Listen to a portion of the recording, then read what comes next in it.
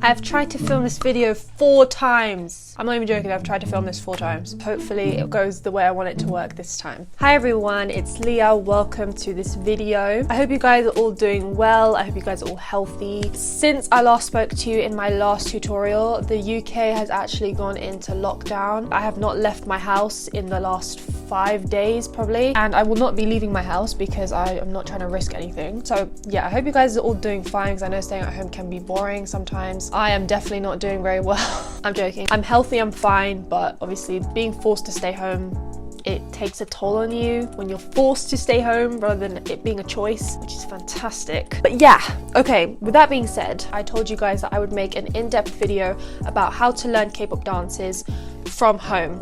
Now, this is probably the most fitting time to post this video because everyone is practically at home. So this video is about how I learn K-pop dances. This is all my tips. This has all worked for me for the past 4 to 5 years, and I hope that they help you as well. First step to learning dances at home is that you need to find a mirrored version of the dance that you would like to learn. Dance practice videos are the best. Fan cams would be your second option, as long as it's still as well and you can see clearly. Idol show performances are another one, and also you have special performance videos too. So all you would do is just go onto YouTube and type in the artist, the song name, and then dance mirrored, dance practice mirrored, etc. Someone on YouTube already probably has uploaded a mirrored version of what you need. The channel that I tend to go to a lot, I will put right here. They're a very good channel. I just rely on them a lot when it comes to my mirrored videos. So yeah, the second step is to, before you even get up to dance, is to watch the dance practice, the mirrored dance practice, on repeat at least 10 times the night before you decide to learn. You just need to space out some time where you're just sitting down. You could literally be in bed and you watch the dance practice on repeat as many times as possible. Now, the reason why you need to do this, and why I recommend doing it the night before, you will start to memorize the moves very, very briefly and have an idea of the moves. So it makes it a lot easier when you go up and get ready to dance and actually start learning. Honestly, if you take anything away from this video, this is probably the most important step, and I have literal proof that this is the most important step. For example, when I learned Mamamoo's hip, I did not really do this step. I didn't really watch the dance video that much, and when I got up to learn it, it was so difficult and it was so frustrating. Even when I was in the studio, I was making so many mistakes. But on the other hand, when I learned Red Velvet Psycho, I did this step. I watched it so many times the night before. I went to sleep on it. When you go to sleep, your brain remembers information better. Wake up the next day, it was so easy to learn. Trust me, this is the most important step, and please don't miss this out, especially if you get frustrated and if you forget moves very easily. I'd say once you've watched the dance practice about 2 to 5 times already, you need to start figuring out which member you're going to follow for the dance. I always tend to follow the main or the lead dancers. It depends what your preference is. Some people like to do a center part dance if they're dancing on their own. What I mean by this is that some people have the preference to follow whoever is singing, and then other people like me prefer to follow the best dancer of the group and whoever's doing the most choreography at the time. The third step is to find a space in your home. I understand that everyone's home situation is different and people might not have a lot of space.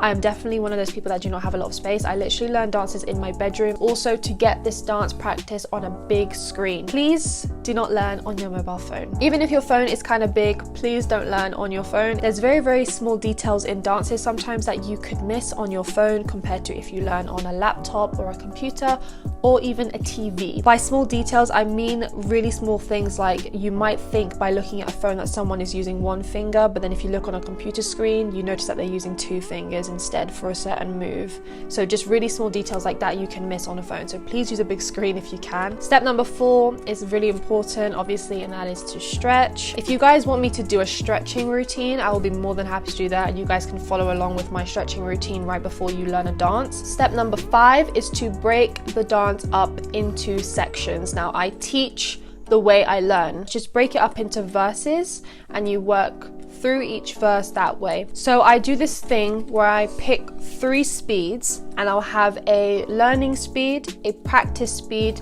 and then a comfort speed. So my learning speed is the speed obviously that I use to learn off of, and that is normally 60% speed, so it's 60% slow. Then I have a practice speed, which is obviously the speed that I practice at, and this is normally 70% speed, so a little bit higher. And then I have a comfort speed, and my comfort speed is normally 80%. If I can do this section fluently at 80% speed at my comfort speed, then I'm more than happy to move on to the next part.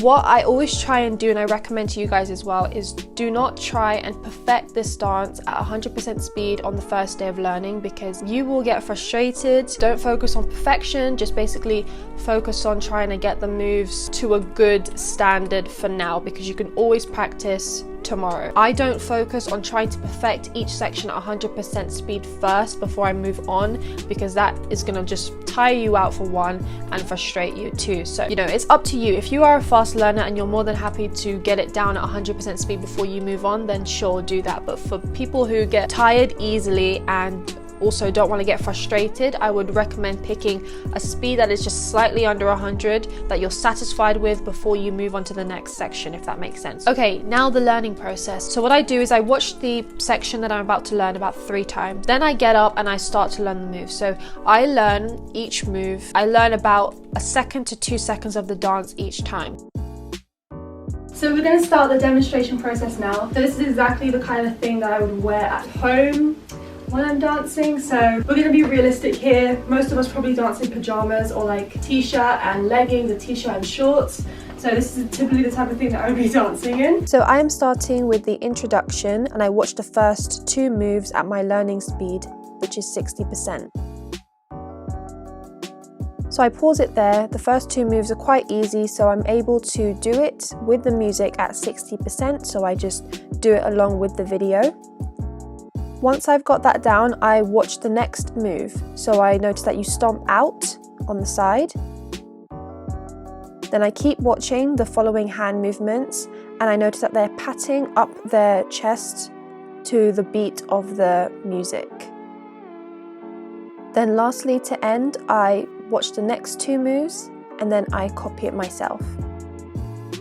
So I've learned the first 3 sets of 8, so I practice those moves and put them all together, and as you can see, I'm doing it without any music. I'm just kind of singing the song in my head and putting the moves to the instruments. So here is a tip. For moves that you struggle with, try learning the arms and the legs separately from each other.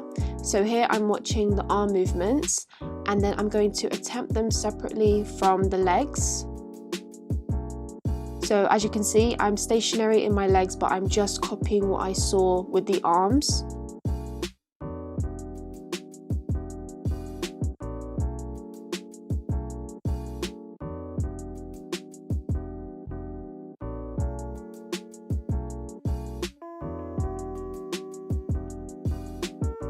So now I have finished learning all of the moves in this section, and once you've finished doing this, practice from the beginning without any music and go at your own pace.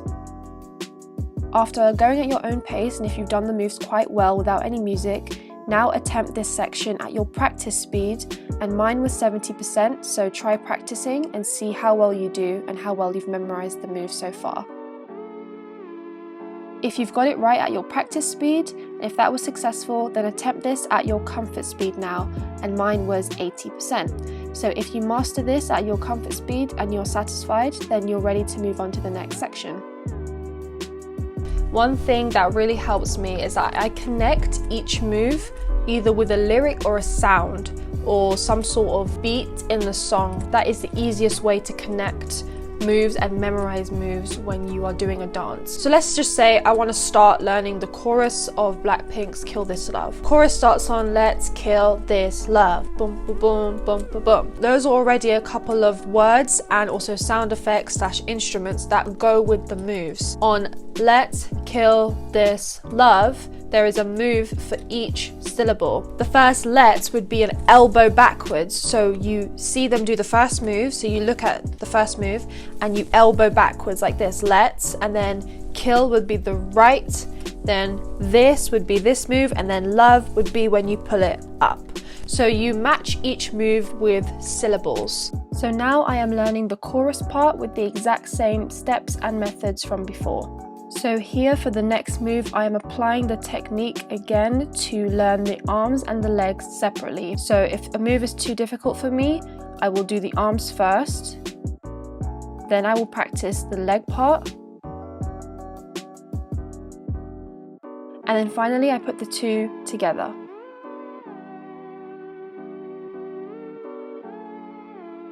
So now I'm doing the same thing as before. I watch the first 1 to 2 moves and copy it, and then I attempt to do it without any music as well, and then just add the moves together. There's a lot of pausing and playing during this process, and that's just the way I learn. So once I have learned all the moves on the first day, the second day is all about cleaning up my moves and trying to perfect it at 100% speed, and also working on different techniques such as power and facial expressions and making sure I'm not stiff. So you need to look out for the way that moves are executed. So I've just lifted up my shirt a bit so you can kind of see my hip movements a bit more. So on Jenny's move, when they go rum pa pum pa pum pa, okay, so you can see the move is like very smooth and you're kind of like rolling your body down like this.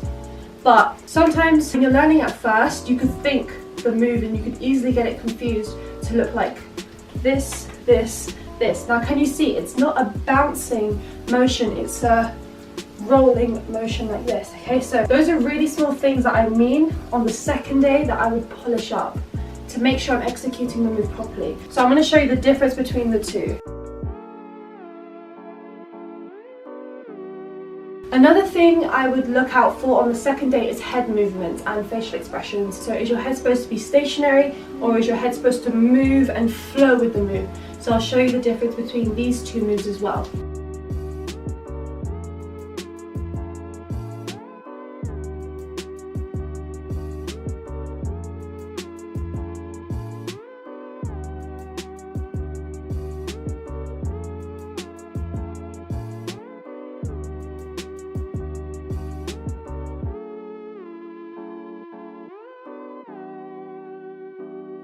If I am doing girl group dances, it's especially important to know when to add more power and also loosening your hips. When it's necessary, it's really important in some girl group dances to make sure that your hips are loose and they're moving freely and you're not afraid to basically move your hips and your butt area. It's also important to know how much power to add and when to add power for certain moves so that you look more confident when you're dancing.